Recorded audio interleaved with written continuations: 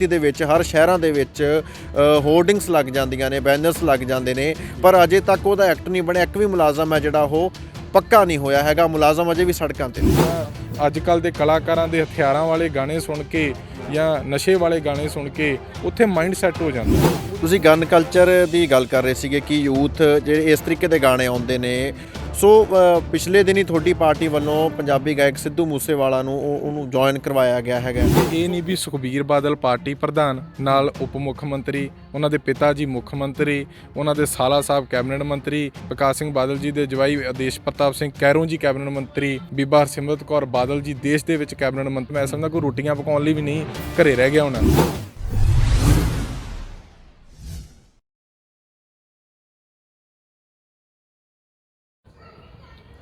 ਬਾਬੂਸ਼ਾਹੀ ਦੇਖ ਰਹੇ ਸਾਰਿਆਂ ਦਾ ਸਵਾਗਤ ਹੈ।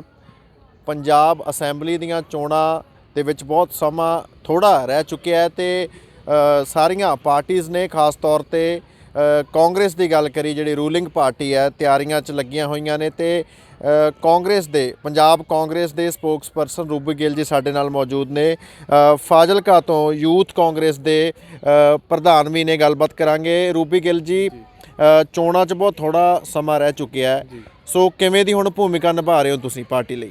ਦੇਖੋ, ਕਾਂਗਰਸ ਪਾਰਟੀ ਨੇ ਅੱਜ ਇਕਜੁੱਟਤਾ ਹੈ। ਕਾਂਗਰਸ ਪਾਰਟੀ ਲੋਕ ਹਿੱਤ ਦੇ ਵਿੱਚ ਫੈਸਲੇ ਲੈ ਰਹੀ ਹੈ। ਚਾਹੇ ਜਿੰਨੇ ਵੀ ਸਾਡੇ ਲਏ ਗਏ, ਇੱਕ ਆਮ ਘਰ ਦਾ ਵਿਅਕਤੀ ਪੰਜਾਬ ਦਾ ਮੁੱਖ ਮੰਤਰੀ ਬਣਿਆ, ਇੱਕ ਮਿਸਾਲ ਕਾਇਮ ਹੋਈ ਹੈ। ਜਿਹੜਾ ਕਾਂਗਰਸ ਨੇ ਇੱਕ ਇਤਿਹਾਸਕ ਫੈਸਲਾ ਲੈ ਕੇ, ਉਹ ਇਤਿਹਾਸਕ ਫੈਸਲੇ ਹੋ ਰਹੇ ਆ ਲੋਕਾਂ ਦੇ ਮਤਲਬ ਜ਼ਮੀਨ ਦੇ ਨਾਲ ਜੁੜੇ, ਚਾਹੇ ਬਿਜਲੀ ਦਾ ਮੁੱਦਾ, ਚਾਹੇ ਪਾਣੀ ਦਾ ਮੁੱਦਾ ਹੈ, ਚਾਹੇ ਹੋਰ ਵੀ ਨੌਜਵਾਨਾਂ ਦੇ ਰੁਜ਼ਗਾਰ ਦੇ ਮੁੱਦੇ ਨੇ, ਚਾਹੇ ਖੇਡਾਂ ਦੇ ਮੁੱਦੇ ਨੇ, ਚਾਹੇ ਜੋ ਵੀ ਨੌਜਵਾਨਾਂ ਦੇ ਰਿਲੇਟਡ ਹੈ, ਉਹ ਸਾਰੀਆਂ ਚੀਜ਼ਾਂ ਜਿਹੜੀਆਂ ਸਰਕਾਰ ਬੜੀ ਤੇਜ਼ੀ ਦੇ ਨਾਲ ਕਰ ਰਹੀ ਹੈ। ਅਤੇ ਕਾਂਗਰਸ ਪਾਰਟੀ ਇਕਜੁੱਟਤਾ ਦੇ ਨਾਲ ਇੱਕ ਔਰ ਇੱਕ 11 ਹੋ ਕੇ, ਮੈਂ ਸਮਝਦਾ ਕੋਈ ਦੂਜੀਆਂ ਵਿਰੋਧੀ ਪਾਰਟੀਆਂ ਨੂੰ ਜਿਹੜੀ ਸ਼ਿਕਸਤ ਦੇਵੇਗੀ। ਜੀ, ਤੁਸੀਂ ਕਿਉਂਕਿ ਯੂਥ ਦੇ ਨਾਲ ਮੇਨਲੀ ਤੁਹਾਡੀ ਡੀਲਿੰਗ ਹੁੰਦੀ ਹੈ, ਤੁਸੀਂ ਯੂਥ ਦੇ ਵਿੱਚ ਵਿਚਰਦੇ ਹੋ, ਤੇ ਕੀ ਲੱਗਦਾ ਹੈਗਾ ਕਿ ਯੂਥ ਦਾ ਰੋਲ ਕਿਸ ਤਰੀਕੇ ਦਾ ਰਹਿਣ ਵਾਲਾ ਇਹਨਾਂ ਚੋਣਾਂ ਦੇ ਵਿੱਚ? ਕਿਉਂਕਿ ਇਹ ਚੋਣਾਂ ਸਭ ਤੋਂ ਹੁਣ ਤੱਕ ਦੀਆਂ ਇੰਟਰਸਟਿੰਗ ਮੰਨੀਆਂ ਜਾ ਰਹੀਆਂ ਨੇ, ਜਿਸ ਤਰੀਕੇ ਦੇ ਸਮੀਕਰਨ ਬਣਦੇ ਜਾ ਰਹੇ ਨੇ, ਵਿਗੜਦੇ ਜਾ ਰਹੇ ਨੇ, ਤੇ ਯੂਥ ਦੀ ਭੂਮਿਕਾ ਕਿਸ ਤਰੀਕੇ ਦੇ ਨਾਲ ਰਹਿਣ ਵਾਲੀ ਹੈ? ਹਰਸ਼ਵੀਰ ਜੀ, ਸਭ ਤੋਂ ਵੱਡੀ ਗੱਲ ਇਹ ਹੈ ਕਿ ਯੂਥ ਨੂੰ ਸਵਾਲ ਪੁੱਛਣਾ ਚਾਹੀਦਾ ਹੈ। ਯੂਥ ਨੂੰ ਮੈਂ ਕਹਿੰਦਾ ਕਿ ਸਾਡੇ ਕਿਸਾਨ ਅੰਦੋਲਨ ਨੇ ਸਾਨੂੰ ਪੁੱਛਣ ਲਾਤਾ, ਰਾਜਨੀਤਿਕ ਲੀਡਰਾਂ ਨੂੰ, ਵੀ ਹਾਂ ਦੱਸ ਤੂੰ ਅੱਜ ਇੱਥੇ ਖੜਾ ਹੈ, ਸਾਡੇ ਲਈ ਕੀ ਕੰਮ ਕੀਤਾ, ਤੈਨੂੰ ਅਸੀਂ ਵੋਟਾਂ ਪਾਈਆਂ। ਉਹ ਕਲਚਰ ਚਲਾ ਗਿਆ ਕਿ ਆਸੇ-ਪਾਸੇ ਬਾਡੀਗਾਰਡ ਤੇ ਵੱਡੇ ਲੀਡਰ ਛੇਤੀ ਕਿਸੇ ਨੂੰ ਮਿਲਦੇ ਨਹੀਂ ਸੀ, ਡਰਾਇੰਗ ਰੂਮਾਂ ਦੇ ਵਿੱਚ ਲੋਕਾਂ ਨੂੰ ਬਿਠਾਈ ਰੱਖਦੇ ਸੀ। ਉਹ 5 ਸਟਾਰ ਕਲਚਰ ਹੈ ਜਿਹੜਾ, ਹੁਣ ਉਹ ਚਲਾ ਗਿਆ। ਹੁਣ ਨੌਜਵਾਨ ਨੂੰ ਅਵੇਅਰ ਹੋਣਾ ਚਾਹੀਦਾ, ਨੌਜਵਾਨ ਨੂੰ ਪੁੱਛਣਾ ਚਾਹੀਦਾ, ਚਾਹੇ ਕਿਸੇ ਵੀ ਪਾਰਟੀ ਦਾ ਰਾਜਨੇਤਾ ਹੈ, ਵੀ ਹਾਂ ਅਸੀਂ ਤੁਹਾਨੂੰ ਵੋਟਾਂ ਪਾਈਆਂ, ਤੁਸੀਂ ਨੌਜਵਾਨਾਂ ਲਈ ਕੀ ਪਾਲਿਸੀ ਬਣਾਈ ਹੈ, ਤੁਸੀਂ ਨੌਜਵਾਨਾਂ ਲਈ ਕੀਤਾ, ਸਾਡੇ ਰੁਜ਼ਗਾਰ ਲਈ ਕੀ ਕੀਤਾ। ਇਹ ਚੰਗੀ ਗੱਲ ਹੈ। ਅਤੇ ਕਾਂਗਰਸ ਪਾਰਟੀ, ਮੈਂ ਸਮਝਦਾ ਕਿ ਰਾਹੁਲ ਗਾਂਧੀ ਦੀ ਸੋਚ ਅੱਜ ਮੈਂ ਇੱਥੇ ਖੜਾ ਤੁਹਾਨੂੰ ਇੰਟਰਵਿਊ ਦੇ ਰਿਹਾ ਹਾਂ, ਅਤੇ ਕਾਂਗਰਸ ਪਾਰਟੀ ਦੀ ਸੋਚ ਹੈ ਵੀ ਜਿਹੜਾ ਆਮ ਘਰਾਂ ਦੇ ਨੌਜਵਾਨ ਜਿਹਨਾਂ ਨੇ ਕਦੀ ਰਾਜਨੀਤੀ 'ਚ ਆਉਣ ਬਾਰੇ ਸੋਚਿਆ ਵੀ ਨਹੀਂ ਸੀ, ਇਲੈਕਸ਼ਨ ਸਿਸਟਮ ਚਲਾ ਕੇ ਸਾਡੇ ਵਰਗੇ ਆਮ ਘਰਾਂ ਦੇ ਨੌਜਵਾਨਾਂ ਨੂੰ ਰਾਜਨੀਤੀ 'ਚ ਆਉਣ ਦਾ ਮੌਕਾ ਮਿਲਿਆ। ਅਤੇ ਬਿਲਕੁਲ ਜਿਹੜੀ ਕਾਂਗਰਸ ਪਾਰਟੀ ਨੌਜਵਾਨਾਂ ਦੇ ਨਾਲ ਖੜੀ ਹੈ, ਅਤੇ ਬੜੇ ਵਧੀਆ ਤਰੀਕੇ ਦੇ ਨਾਲ ਆਉਣ ਵਾਲਾ ਮੈਨੀਫੈਸਟੋ ਵੀ, ਚਲੋ ਮੈਂ ਮੰਨਦਾ ਪਿੱਛੇ ਸਰਕਾਰ 'ਚ ਕੁਛ ਕਮੀਆਂ ਰਹੀਆਂ, ਕੈਪਟਨ ਸਾਹਿਬ ਤੋਂ ਜਿਹੜੀ ਬਿਲਕੁਲ ਲੋਕ ਵੀ ਨਾਰਾਜ਼ ਸੀ, ਖਫਾ ਸੀ। ਕਾਂਗਰਸ ਪਾਰਟੀ ਨੇ ਫੈਸਲਾ ਵੀ ਲਿਆ, ਇਹ ਫੈਸਲੇ ਵੀ ਕਾਂਗਰਸ ਪਾਰਟੀ ਲੈ ਸਕਦੀ। ਇਹ ਨਹੀਂ ਵੀ ਇੱਕ ਪਰਿਵਾਰ ਦਾ, ਇੱਕ ਮੁੱਖ ਮੰਤਰੀ ਦੇ ਘਰੋਂ ਪੈਦਾ ਹੋਇਆ ਮੁੱਖ ਮੰਤਰੀ ਨਹੀਂ ਚਰਨਜੀਤ ਸਿੰਘ ਚੰਨੀ, ਇਹ ਇੱਕ ਆਮ ਲੋਕਾਂ ਦਾ ਮੁੱਖ ਮੰਤਰੀ ਹੈ, ਅਤੇ ਲੋਕਾਂ 'ਚ ਉਹਨਾਂ ਨੇ ਸਾਬਿਤ ਕੀਤਾ ਕਿ ਜਿਹੜੇ ਫੈਸਲੇ ਨੇ ਇਹ ਲੋਕ ਹਿੱਤ ਦੇ ਵਿੱਚ ਲਏ ਜਾ ਰਹੇ ਨੇ।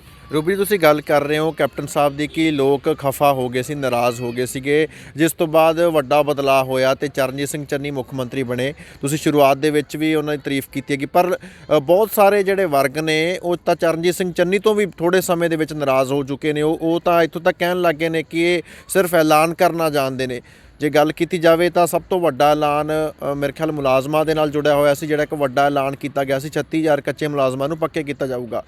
ਸੋ ਉਹ ਐਲਾਨ ਹੁੰਦੇ ਹੀ ਇੰਨੀ ਮਤਲਬ ਵੱਡੀ ਗਿਣਤੀ ਦੇ ਵਿੱਚ ਹਰ ਸ਼ਹਿਰਾਂ ਦੇ ਵਿੱਚ ਹੋਰਡਿੰਗਸ ਲੱਗ ਜਾਂਦੀਆਂ ਨੇ, ਬੈਨਰਸ ਲੱਗ ਜਾਂਦੇ ਨੇ, ਪਰ ਅਜੇ ਤੱਕ ਉਹਦਾ ਐਕਟ ਨਹੀਂ ਬਣਿਆ। ਇੱਕ ਵੀ ਮੁਲਾਜ਼ਮ ਹੈ ਜਿਹੜਾ ਉਹ ਪੱਕਾ ਨਹੀਂ ਹੋਇਆ ਹੈਗਾ। ਮੁਲਾਜ਼ਮ ਅਜੇ ਵੀ ਸੜਕਾਂ ਤੇ ਨੇ। ਸਭ ਤੋਂ ਇਹ ਬਿਲਕੁਲ ਜ਼ਰੂਰੀ ਵਿਸ਼ਾ ਜੀ, 72000 ਕੱਚਾ ਮੁਲਾਜ਼ਮ ਅਕਾਲੀ ਦਲ ਦੀ 10 ਸਾਲਾਂ ਦੀ ਸਰਕਾਰ 'ਚ ਰੱਖਿਆ ਗਿਆ ਸੀ, ਜਿਨ੍ਹਾਂ ਵਿੱਚ ਕੋਈ 36000 ਜਿਹੜੇ ਕਾਨੂੰਨਨ ਪ੍ਰਕਿਰਿਆ ਦੇ ਨਾਲ ਰੱਖੇ ਗਏ ਸੀ। ਸਰਕਾਰ ਨੇ ਫੈਸਲਾ ਕਰਤਾ, ਨੋਟੀਫਿਕੇਸ਼ਨ ਲਾਗੂ ਹੋ ਚੁੱਕਿਆ। ਮੰਨਦਾ ਕੁਝ ਕਾਨੂੰਨੀ ਸਮੱਸਿਆਵਾਂ ਹੁੰਦੀਆਂ ਨੇ, ਕੁਝ ਫਾਈਲਾਂ ਦੇ ਵਿੱਚ ਅੜਚਣਾਂ ਆ ਜਾਂਦੀਆਂ ਨੇ, ਪਰ ਸਰਕਾਰ ਵਚਨਬੱਧ ਹੈ।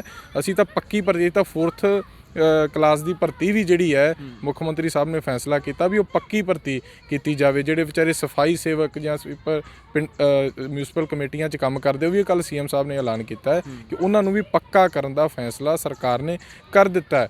ਚਾਹੇ ਮੈਂ ਕਹਿੰਦਾ ਵੀ ਠੀਕ ਹੈ, ਕੈਪਟਨ ਅਮਰਿੰਦਰ ਸਿੰਘ ਜੀ ਦੀ ਗੱਲ ਚੱਲਦੀ ਹੈ, ਪੰਜਾਬ ਦੇ ਲੋਕਾਂ ਨੂੰ ਉਮੀਦ ਸੀਗੀ, ਬਿਲਕੁਲ ਕੈਬਨਿਟ ਨੂੰ ਉਮੀਦ ਸੀ, ਪਰ ਅੱਜ ਉਹੀਓ ਸਰਕਾਰ ਹੈ। ਅੱਜ ਤੁਸੀਂ ਵੇਖ ਲਓ 50 ਲੱਖ ਰੁਪਈਆ ਇੱਕ ਦਿਨ ਦੇ ਵਿੱਚ ਸਾਡੀ PRTC ਕਮਾ ਰਹੀ ਹੈ, ਸਾਡਾ ਟਰਾਂਸਪੋਰਟ ਮਹਿਕਮਾ ਕਮਾ ਰਿਹਾ। 14 ਕਰੋੜ ਦੇ ਕਰੀਬ ਜਿਹੜਾ ਟੈਕਸ ਚੋਰੀ ਕੀਤਾ ਸੀਗਾ ਇਹਨਾਂ ਲੋਕਾਂ ਨੇ। ਟਰਾਂਸਪੋਰਟ ਮੰਤਰੀ ਬਣ ਕੇ ਜੇ ਰਾਜੇ ਵੜਿੰਗ ਨੇ ਇੱਕ ਵੀ ਬੱਸ ਪਾਈ ਹੈ, ਫਿਰ ਤੁਸੀਂ ਸਾਡੀ ਸਰਕਾਰ ਨੂੰ ਜਾਂ ਸਾਡੇ ਮੁੱਖ ਮੰਤਰੀ ਨੂੰ ਗਿਲਾ ਦੇ ਸਕਦੇ ਹੋ, ਪਰ ਉਹਨਾਂ ਲੋਕਾਂ ਨੂੰ ਇਹ ਸਵਾਲ ਪੁੱਛਣਾ ਬਣਦਾ ਜਿਨ੍ਹਾਂ ਨੇ ਇੱਕ ਆਮ ਘਰ ਦਾ ਇੱਕ ਮੁੱਖ ਮੰਤਰੀ ਬਣਿਆ ਸੀ ਪ੍ਰਕਾਸ਼ ਸਿੰਘ ਬਾਦਲ, ਤੇ 600 ਬੱਸਾਂ 2-2 ਕਰੋੜ ਵਾਲੀਆਂ ਖੜੀਆਂ ਕਰਤੀਆਂ। ਇੰਡੋ ਕੈਨੇਡੀਅਨ ਆਰਬਿਟ, ਰਾਜਧਾਨੀ, ਪਤਾ ਨਹੀਂ ਕਿੰਨੀਆਂ ਹੀ ਇਹਨਾਂ ਦੀਆਂ ਏਜੰਸੀਆਂ ਨੇ, ਇਹਨਾਂ ਦੀਆਂ ਬੱਸਾਂ ਨੇ, ਸੁੱਖ ਵਿਲਾਸ ਬਣਾ ਲਏ। ਇਹ ਚੀਜ਼ਾਂ ਪੰਜਾਬ ਦੇ ਲੋਕਾਂ ਨੂੰ, ਪੰਜਾਬ ਦੇ ਨੌਜਵਾਨਾਂ ਨੂੰ ਇਲੈਕਸ਼ਨਾਂ 'ਚ ਪੁੱਛਣੀਆਂ ਚਾਹੀਦੀਆਂ ਜੀ। ਪਰ ਤੁਸੀਂ ਗੱਲਬਾਤ ਕਰ ਰਹੇ ਹੋ ਟਰਾਂਸਪੋਰਟ ਨਾਲ ਜੁੜੀ ਹੋਈ, PRTC ਬਾਰੇ ਤੁਸੀਂ ਕਿਹਾ ਕਿ ਉਹਨਾਂ ਲਈ ਐਲਾਨ ਕਰ ਰਹੇ ਨੇ। PRTC ਦੇ ਜਿਹੜੇ ਮੁਲਾਜ਼ਮ ਨੇ, ਖਾਸ ਤੌਰ ਤੇ ਕੱਚੇ ਮੁਲਾਜ਼ਮ, ਉਹ ਵੀ ਸੜਕਾਂ 'ਤੇ ਨੇ। ਅੱਜ ਉਹਨਾਂ ਨੇ ਚਰਨਜੀਤ ਸਿੰਘ ਚੰਨੀ ਦਾ ਜਿਹੜਾ ਸ਼ਹਿਰ ਹੈ ਖਰੜ, ਉਹ ਅੱਜ ਜਾਮ ਕਰ ਦਿੱਤਾ ਸੀਗਾ। ਤੇ ਸੋ ਹਰ ਵਰਗ ਕਿਤੇ ਨਾ ਕਿਤੇ ਕਹਿ ਸਕਦੇ ਹਾਂ ਕਿ ਅਜੇ ਨਾਰਾਜ਼ ਕਿਤੇ ਨਾ ਕਿਤੇ ਚੱਲ ਰਿਹਾ, ਮਨਾਉਣ ਦੇ ਵਿੱਚ ਕਾਮਯਾਬ ਨਹੀਂ ਹੋਏ। ਤੇ ਜਿਵੇਂ ਤੁਸੀਂ ਗੱਲ ਕੀਤੀ ਹੈ ਕਿ ਜਿਹੜੀਆਂ ਇਹ ਟਰਾਂਸਪੋਰਟ ਕੰਪਨੀ ਸੀਗੀਆਂ, ਚਾਹੇ ਸੁਖਬੀਰ ਬਾਦਲ ਦੇ ਨਾਲ ਜਾਂ ਹੋਰ ਜਿਹੜੇ ਲੀਡਰਸ ਨੇ ਸ਼੍ਰੋਮਣੀ ਅਕਾਲੀ ਦਲ ਦੇ ਨਾਲ ਜੁੜੀਆਂ ਹੋਣ, ਸੋ ਉਹ ਵੀ ਜਦੋਂ ਕਾਰਵਾਈ ਕਰਦੇ ਨੇ ਤਾਂ ਉਹ ਵੀ ਦੂਜੇ ਤੀਜੇ ਦਿਨ ਨੇ ਜਿਹੜੇ ਕੋਰਟ ਤੋਂ ਆਰਡਰ ਆ ਜਾਂਦਾ ਤੇ ਉਹ ਵੀ ਰਿਲੀਜ਼ ਕਰਵਾ ਦਿੱਤੀਆਂ ਜਾਂਦੀਆਂ। ਉਸੇ ਤਰੀਕੇ ਦੇ ਨਾਲ ਉਹ ਫੇਰ ਚੱਲ ਰਹੀਆਂ ਨੇ। ਸੋ ਜੇ ਅਗਰ ਵਾਕਈ ਉਹ ਇਲੀਗਲ ਨੇ, ਟੈਕਸ ਪੇ ਨਹੀਂ ਕਰ ਰਹੇ, ਤਾਂ ਫਿਰ ਤੁਹਾਨੂੰ ਲੱਗਦਾ ਨਹੀਂ ਕਿ ਉਹ ਫਿਰ ਉਹ ਸੱਚੀ ਹੋ ਜਾਣਾ ਚਾਹੀਦਾ ਸੀ? ਲੋਕ ਇਹ ਵੀ ਕਹਿਣ ਲੱਗ ਗਏ ਨੇ ਕਿ ਇਹ ਮਹਿਜ਼ ਇੱਕ ਡਰਾਮਾ ਜਿਹਾ ਸੀਗਾ, 2-3 ਦਿਨ ਬੱਸਾਂ ਕਰਕੇ ਉਸ ਤੋਂ ਬਾਅਦ ਫਿਰ ਉਹੀ ਸਭ ਚੱਲਣ ਲੱਗ ਗਿਆ। ਮੈਂ ਕਹਿੰਦਾ ਵੀ ਅੱਜ ਰੋਡਾਂ 'ਤੇ ਵੇਖ ਲਓ ਫਰਾਟੇ ਮਾਰਦੀਆਂ PRTC ਤੇ 5 ਬੱਸਾਂ ਚੱਲਦੀਆਂ।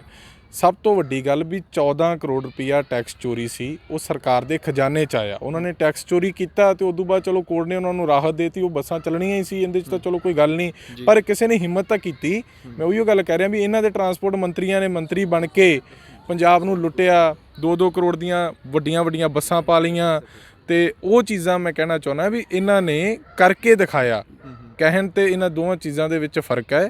ਤੇ ਬਿਲਕੁਲ ਸਰਕਾਰ ਉਸ ਦਿਸ਼ਾ ਵੱਲ ਜਾ ਰਹੀ ਹੈ ਕਿ ਅਸੀਂ ਸਰਕਾਰ ਦੇ, ਮੈਂ ਮੰਨਦਾ ਮੁਲਾਜ਼ਮਾਂ ਦੀ ਗੱਲ ਕਰਦਾ, PRTC ਦੀਆਂ ਦੀ, ਠੀਕ ਹੈ, ਅਸੀਂ ਤਾਂ ਪੱਕੀ ਭਰਤੀ ਦਾ, ਇਹ ਇੱਕ ਦਿਨ 'ਚ ਸਾਰਾ ਨੈਕਸਸ ਨਹੀਂ ਤੋੜਿਆ ਜਾ ਸਕਦਾ। ਕੁਝ ਦਿਨਾਂ ਦੇ ਵਿੱਚ ਇਹਨਾਂ ਮੁਲਾਜ਼ਮਾਂ ਨੂੰ ਪੱਕੇ ਕਰਨ ਦੀ ਸਰਕਾਰ ਨੇ ਪ੍ਰਕਿਰਿਆ ਯੋਜਨਾ ਬਣਾ ਲਈ ਹੈ। ਤੇ ਪੰਜਾਬ ਸਰਕਾਰ ਨੇ ਹੁਣ ਜਿੰਨੀਆਂ ਵੀ ਭਰਤੀਆਂ ਕੀਤੀਆਂ ਉਹ ਸਾਰੀਆਂ ਪੱਕੇ ਤੌਰ ਤੇ ਕੀਤੀਆਂ, ਨਾ ਕਿ ਵੀ ਨੌਜਵਾਨਾਂ ਨੂੰ ਕੰਟਰੈਕਟ ਬੇਸ ਤੇ ਰੱਖ ਕੇ ਬਾਅਦ ਦੇ ਵਿੱਚ ਉਹਨਾਂ ਨੂੰ ਧਰਨੇ ਮੁਜ਼ਾਹਰੇ ਲਾਉਣੇ ਪੈਣ। ਪਰ ਜਿਹੜੇ ਲਾ ਰਹੇ ਉਹ ਸਾਡੇ ਹੀ ਨੌਜਵਾਨ ਹੈ, ਸਾਡੇ ਹੀ ਭਰਾ ਹੈ, ਤੇ ਉਹਨਾਂ ਨੂੰ ਬਿਲਕੁਲ ਸਰਕਾਰ ਪੱਕੇ ਕਰਨ ਵਾਲੀ ਦਿਸ਼ਾ ਵੱਲ ਜਾ ਰਹੀ ਹੈ। ਜੀ ਰੂਪੀ ਜੀ, ਇਲੈਕਸ਼ਨ ਕੰਪੇਨ ਕਮੇਟੀ ਦੀ ਵੀ ਪਹਿਲੀ ਮੀਟਿੰਗ ਸੀਗੀ ਅੱਜ ਸੁਨੀਲ ਜਾਖੜ ਦੀ ਅਗਵਾਈ ਦੇ ਵਿੱਚ ਹੋਈ ਹੈ। ਸਪੋਕਸ ਪਰਸਨਸ ਨੂੰ ਵੀ ਬੁਲਾਇਆ ਗਿਆ ਸੀਗਾ, ਤੁਸੀਂ ਵੀ ਉਹਦੇ ਵਿੱਚ ਗਏ ਹੋ। ਉੱਥੇ ਕਿਸ ਤਰੀਕੇ ਦਾ ਗੱਲਬਾਤ ਹੋਈ ਹੈ, ਕਿੰਨਾਂ ਗੱਲਾਂ ਤੇ ਚਰਚਾ ਹੋਈ ਹੈ? ਕਿਉਂਕਿ ਪਹਿਲਾਂ ਥੋੜੀ ਜੀ ਇਮੇਜ ਇਸ ਤਰੀਕੇ ਦੀ ਬਣੀ ਹੋਈ ਸੀਗੀ ਜਿਸ ਤਰੀਕੇ ਨਾਲ ਨਵਜੋਤ ਸਿੰਘ ਸਿੱਧੂ ਤੇ ਸੁਨੀਲ ਜਾਖੜ ਇੱਕ ਦੂਜੇ ਤੇ ਟਵੀਟਸ ਦੇ ਰਾਹੀਂ ਵਾਰ ਕਰ ਰਹੇ ਸੀ, ਇੱਕ ਦੂਜੇ ਤੇ ਅਟੈਕ ਕਰਦੇ ਨਜ਼ਰ ਆ ਰਹੇ ਸੀਗੇ। ਪਰ ਅੱਜ ਉਹ ਇੱਕ ਮੰਚ ਤੇ ਇਕੱਠੇ ਹੋਏ ਨੇ ਮੀਟਿੰਗ ਦੇ ਵਿੱਚ। ਤਾਂ ਕੀ ਗੱਲਾਂ ਬਾਤਾਂ ਹੋਈਆਂ? ਲੱਗਦਾ ਕਿ ਹੁਣ ਉਹ ਸਾਰੀਆਂ ਚੀਜ਼ਾਂ ਤੋਂ ਪਾਰਟੀ ਉੱਪਰ ਉੱਠ ਕੇ ਜਿਹੜੀ ਹੈਗੀ ਹੈ ਸਿਰਫ ਇਲੈਕਸ਼ਨ ਤੇ ਫੋਕਸ ਕਰ ਰਹੀ ਹੈ। ਦੇਖੋ ਜੀ, ਕਾਂਗਰਸ ਪਾਰਟੀ, ਮੈਂ ਫਿਰ ਕਹਿਣਾ ਚਾਹੁੰਦਾ, ਇੱਕ ਲੋਕਤੰਤਰਕ ਪਾਰਟੀ ਹੈ।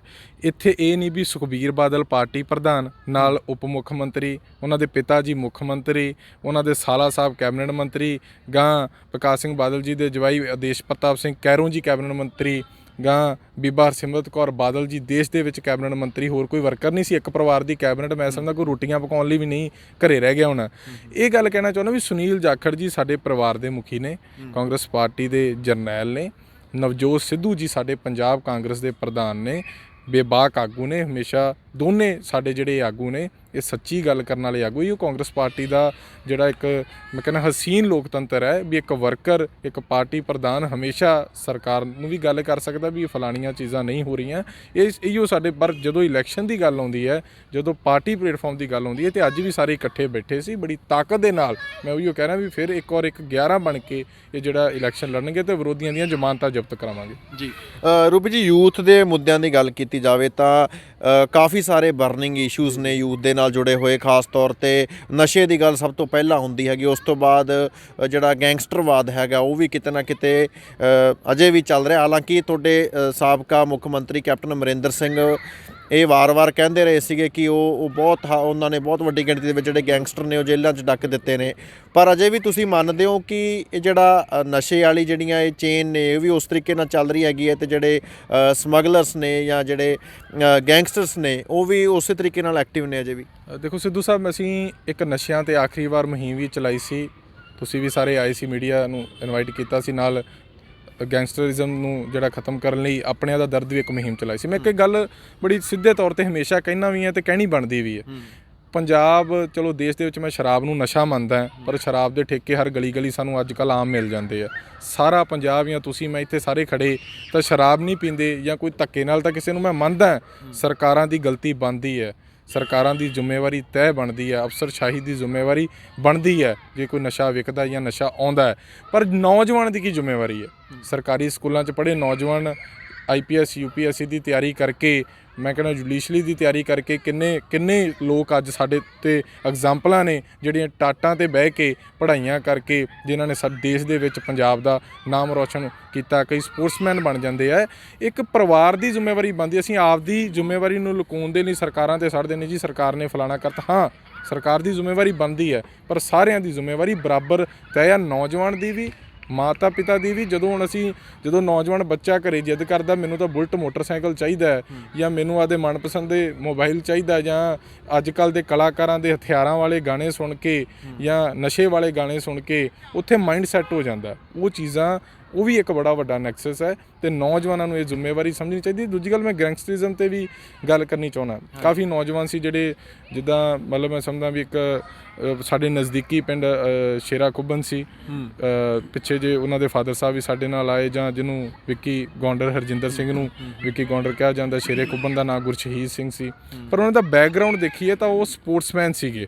ਮੈਂ ਮੰਨਦਾ ਕੁਛ ਚੀਜ਼ਾਂ ਉਹਨਾਂ ਨੇ ਗਲਤ ਕੀਤੀਆਂ, ਕਾਨੂੰਨ 'ਚੋਂ ਬਾਹਰ ਗਏ, ਗਲਤ ਨੂੰ ਗਲਤ ਕਵਾਂਗਾ, ਪਰ ਇਹ ਵੀ ਮੰਨਦਾ ਵੀ ਉਹ ਕਿੱਥੇ ਗੱਲ ਬਣੀ ਜਦੋਂ ਸਪੋਰਟਸ ਮਹਿਕਮੇ ਵੱਲੋਂ ਉਹਨਾਂ ਨੂੰ ਕਿਤੇ ਨਾ ਕਿਤੇ ਉਹਨਾਂ ਦਾ ਸਾਥ ਨਹੀਂ ਦਿੱਤਾ ਗਿਆ ਜਾਂ ਉਹਨਾਂ ਨੂੰ ਆਸ਼ੀਰਵਾਦ ਨਹੀਂ ਦਿੱਤਾ ਗਿਆ। ਜਦੋਂ ਪੁਰਾਣੀ ਹਿਸਟਰੀ ਪੜ੍ਹੀਏ ਜਾਂ ਪੁਰਾਣੀਆਂ ਗੱਲਾਂ ਪੜ੍ਹੀਏ ਤਾਂ ਉਦੋਂ ਨੌਜਵਾਨ ਦਾ ਮਨੋਬਲ ਟੁੱਟ ਜਾਂਦਾ, ਨੌਜਵਾਨ ਗਲਤ ਰਸਤਾ ਅਪਣਾ ਲੈਂਦਾ। ਅਤੇ ਸਾਰੀਆਂ ਚੀਜ਼ਾਂ ਮੈਂ ਮੰਨਦਾ ਨੌਜਵਾਨ ਨੂੰ ਖੇਡਾਂ ਦੇ ਨਾਲ ਜੋੜਨਾ ਚਾਹੀਦਾ, ਨੌਜਵਾਨ ਨੂੰ ਐਜੂਕੇਸ਼ਨ ਦੇ ਨਾਲ ਜੋੜਨਾ ਚਾਹੀਦਾ।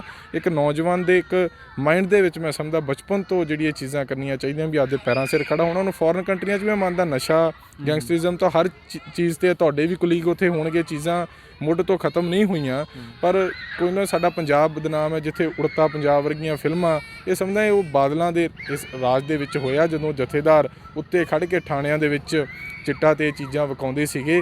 ਉਹ ਚੀਜ਼ ਨੇ ਸਾਡੀ ਜਵਾਨੀ ਨੂੰ ਜ਼ਰੂਰ ਬਰਬਾਦ ਕੀਤਾ। ਮਾਪਿਆਂ ਦਾ ਦਰਦ ਜਦੋਂ ਪਰਿਵਾਰਾਂ 'ਚ ਜਾਈਏ ਉਹਨਾਂ ਦਾ ਦਰਦ ਉਹੀਓ ਬਿਆਨ ਕਰ ਸਕਦੇ ਆ। ਪਰ ਇਹ ਆ ਵੀ ਚਲੋ ਸਰਕਾਰ ਅੱਜ ਲੱਗੀ ਹੋਈ ਹੈ ਪੂਰੀ ਤਾਕਤ ਦੇ ਨਾਲ। ਕੁਝ ਦਿਨਾਂ ਦੇ ਵਿੱਚ ਇਹ ਆਉਣ ਵਾਲੀਆਂ ਵੱਡੀਆਂ ਕਾਰਵਾਈਆਂ ਵੀ ਹੋਣਗੀਆਂ ਜੋ ਉਮੀਦ ਹੈ ਤੋਂ ਸਾਹਮਣੇ ਵੀ ਆ ਰਹੀਆਂ, ਅਤੇ ਮੰਨਦੇ ਹਾਂ ਕਿ ਪੰਜਾਬ ਦੇ ਨੌਜਵਾਨਾਂ ਨੂੰ ਇਨਸਾਫ ਮਿਲੂਗਾ ਜਿਨ੍ਹਾਂ ਲੋਕਾਂ ਨੇ ਪੰਜਾਬ ਨੂੰ ਨਸ਼ੇ ਦੇ ਲਾਇਆ। ਜੀ, ਤੁਸੀਂ ਗਨ ਕਲਚਰ ਦੀ ਗੱਲ ਕਰ ਰਹੇ ਸੀਗੇ ਕਿ ਯੂਥ ਜਿਹੜੇ ਇਸ ਤਰੀਕੇ ਦੇ ਗਾਣੇ ਆਉਂਦੇ ਨੇ ਉਹ ਸੁਣ ਕੇ ਉਹਨਾਂ 'ਤੇ ਇੰਪੈਕਟ ਪੈਂਦਾ ਹੈਗਾ, ਕਈ ਵਾਰ ਉਹ ਚੀਜ਼ਾਂ ਦਾ ਅਸਰ ਵੀ ਹੁੰਦਾ ਕਿ ਗਲਤ ਰਾਹ ਪੈ ਜਾਂਦੇ ਨੇ। ਸੋ ਪਿਛਲੇ ਦਿਨੀ ਤੁਹਾਡੀ ਪਾਰਟੀ ਵੱਲੋਂ ਪੰਜਾਬੀ ਗਾਇਕ ਸਿੱਧੂ ਮੂਸੇਵਾਲਾ ਨੂੰ ਉਹਨੂੰ ਜੁਆਇਨ ਕਰਵਾਇਆ ਗਿਆ ਹੈਗਾ। ਸੋ ਉਦੋਂ ਵੀ ਲੋਕਾਂ ਦਾ ਇਹ ਕਹਿਣਾ ਸੀਗਾ, ਜਾਂ ਬਹੁਤ ਸਾਰੇ ਜਿਹੜੇ ਸੀਨੀਅਰ ਨੇ, ਖਾਸ ਤੌਰ 'ਤੇ ਜਿਹੜੇ ਚਾਹੇ ਪੱਤਰਕਾਰ ਵੀ ਹੋਣ ਜਾਂ ਹੋਰ ਵੀ ਜਿਹੜੇ ਸੀਨੀਅਰ ਲੋਕ ਨੇ, ਉਹ ਇਹ ਮੰਨਦੇ ਨੇ ਕਿ ਉਹਨਾਂ ਦੀ ਜਿਹੜੀ ਛਵੀ ਹੈਗੀ ਹੈ, ਜਿਵੇਂ ਗਨ ਕਲਚਰ ਅਤੇ ਵੈਪਨ ਪ੍ਰਮੋਟ ਕਰਦੇ ਨਜ਼ਰ ਆਉਂਦੇ ਨੇ, ਅਤੇ ਸਰਕਾਰਾਂ ਨੂੰ ਵੀ ਟਿੱਚ ਜਾਣਦੇ ਸੀ ਜਿਸ ਤਰੀਕੇ ਦੇ ਗੀਤਾਂ ਤੋਂ ਪਤਾ ਲੱਗਦਾ ਸੀਗਾ। ਸੋ ਉਹਨਾਂ ਨੂੰ ਤੁਸੀਂ ਜੁਆਇਨ ਕਰਵਾਇਆ, ਅਤੇ ਲੱਗਦਾ ਕਿ ਉਹਦੇ ਨਾਲ ਉਹ ਫਿਰ ਮੈਸੇਜ ਕਿਸ ਤਰੀਕੇ ਦਾ ਕਨਵੇ ਹੋ ਰਿਹਾ ਹੈਗਾ, ਉਹਨੂੰ ਕਿਵੇਂ ਜਸਟੀਫਾਈ ਕਰਦੀ ਹੈ ਪੰਜਾਬ ਕਾਂਗਰਸ? ਇੱਕ ਮੈਂ ਦੇਖੋ ਇਸ ਗੱਲ ਨੂੰ ਤਾਂ ਮੈਂ ਮੰਨਦਾ, ਗਨ ਕਲਚਰ ਬਿਲਕੁਲ ਗਲਤ ਹੈ। ਠੀਕ ਹੈ, ਤੁਸੀਂ ਨੌਜਵਾਨਾਂ ਨੂੰ ਆਪਾਂ ਭੜਕਾਉਣਾ, ਚੱਕ ਲਓ, ਮਾਰ ਦਿਓ, ਫਲਾਣਾ ਕਰ ਲਓ, ਉਹ ਚੀਜ਼ਾਂ ਗਲਤ ਨੇ। ਉੱਥੇ ਜਦੋਂ 13-14 ਸਾਲਾਂ ਦਾ ਨੌਜਵਾਨ, 15-16 ਸਾਲਾਂ ਦਾ ਨੌਜਵਾਨ ਉੱਥੇ ਉਹ ਫੀਲਿੰਗ ਲੈਂਦਾ, ਉਹ ਕਹਿੰਦਾ ਵੀ ਮੇਰੇ ਵਰਗਾ ਕੋਈ ਨਹੀਂ। ਉਹ ਚੀਜ਼ਾਂ ਮਤਲਬ ਹੌਲੀ ਤੁਹਾਡੇ ਮਾਈਂਡ 'ਚ ਆ ਜਾਂਦੀਆਂ। ਪਰ ਮੈਂ ਦੂਜੇ ਪਾਸੇ ਇਹ ਕਹਿਣਾ ਚਾਹੁੰਦਾ ਵੀ ਅਸੀਂ ਉਹ ਸੁਣਨਾ ਚਾਹੁੰਦੇ ਹਾਂ ਅਤੇ ਉਹ ਸੁਣਾਉਂਦੇ ਆ। ਕੋਈ ਜਦੋਂ ਪਹਿਲਾਂ ਖਾੜੇ ਲੱਗਦੇ ਸੀ, ਮੇਲੇ ਲੱਗਦੇ ਹੁੰਦੇ ਸੀ ਸੱਭਿਆਚਾਰਕ, ਅਤੇ ਪਹਿਲਾਂ ਕੋਈ ਕਲਾਕਾਰ ਆਉਂਦਾ ਸੀ, ਉਹ ਬਾਬੇ ਦਾ ਨਾਂ ਲੈਂਦਾ ਸੀ, ਗੁਰਬਾਣੀ ਦਾ ਕੋਈ ਇੱਕ ਅੱਧਾ ਗੀਤ ਗਾਉਂਦਾ ਸੀਗਾ ਜਿਹਦੇ ਨਾਲ ਲੋਕ ਸੁਣਦੇ ਸੀਗੇ, ਅਤੇ ਫਿਰ ਉਹ ਅਗਲੇ ਗਾਣੇ ਸ਼ੁਰੂ ਕਰਦਾ ਸੀ। ਅਤੇ ਹੁਣ ਸਿੱਧਾ ਹੀ ਆਉਂਦੇ, ਚੱਕ ਲਓ, ਮਾਰ ਲਓ, ਧਰ ਲਓ, ਇਹ ਚੀਜ਼ਾਂ ਹੋ ਜਾਂਦੀਆਂ। ਅਤੇ ਹੁਣ ਅੱਜ ਦੇਖੋ ਕਿਸਾਨ ਅੰਦੋਲਨ ਸੀ, ਅਤੇ ਕਿਸਾਨੀ ਦੇ ਗਾਣੇ ਕਿੱਡੇ ਵੱਡੇ ਪੱਧਰ 'ਤੇ, ਚਾਹੇ ਕਿਸਾਨ ਐਂਥਮ ਸੀ, ਚਾਹੇ ਹੋਰ ਸੌਂਗ ਸੀਗੇ, ਉਹ ਕਿੰਨੇ ਵੱਡੇ ਪੱਧਰ 'ਤੇ ਚੱਲੇ। ਉਹ ਚੀਜ਼ਾਂ ਇਹ ਵੀ ਸਾਡੀਆਂ ਵੀ ਬਣਦੀਆਂ ਜੋ ਅਸੀਂ ਸੁਣਨਾ ਚਾਹੁੰਦੇ ਹਾਂ। ਉਹੀ ਹੁਣ ਦੇਖੋ ਕੋਈ ਦੇਸ਼ ਭਗਤੀ ਦੇ ਗਾਣੇ ਕੋਈ ਕਲਾਕਾਰ ਗਾਵੇ ਅੱਜ ਦੀ ਡੇਟ 'ਚ, ਭਗਤ ਸਿੰਘ 'ਤੇ ਗਾਣੇ ਗਾਵੇ, ਕਰਤਾਰ ਸਿੰਘ ਸਰਾਭਾ 'ਤੇ ਗਾਵੇ, ਊਧਮ ਸਿੰਘ 'ਤੇ ਗਾਵੇ, ਜਾਂ ਲਾਲਾ ਲਾਜਪਤ ਰਾਏ ਵਰਗੇ ਲੋਕਾਂ 'ਤੇ ਗਾਵੇ, ਅਤੇ ਉਹ ਅਸੀਂ ਵੀ ਨਹੀਂ ਸੁਣਦੇ, ਅਸੀਂ ਵੀ ਅੱਗੇ ਕਰ ਦਿੰਦੇ ਹਾਂ, ਕਹਿੰਦੇ ਵੀ ਅਸੀਂ ਕੀ ਲੈਣਾ। ਅਤੇ ਉਹੀ ਕੋਈ ਮੈਂ ਸਮਝਦਾ ਵੀ ਨਵੇਂ ਕਲਾਕਾਰ ਕੋਈ ਗਨ 'ਤੇ ਜਾਂ ਕੋਈ ਕੁੜਤੇ ਪਜਾਮੇ 'ਤੇ ਜਾਂ ਹੋਰਾਂ ਚੀਜ਼ਾਂ 'ਤੇ ਗਾਉਣ, ਅਤੇ ਅਸੀਂ 1 ਮਿੰਟ ਦੇ ਵਿੱਚ ਉਹਨੂੰ ਮੈਂ ਆਪ ਨਾਲ ਜੋੜਦੇ ਹਾਂ। ਇਹ ਚੀਜ਼ਾਂ ਤਾਂ ਗਲਤ ਨੇ, ਇਹ ਬਰਾਬਰ ਜ਼ਿੰਮੇਵਾਰੀ ਸਾਰਿਆਂ ਦੀ ਬਣਦੀ ਹੈ।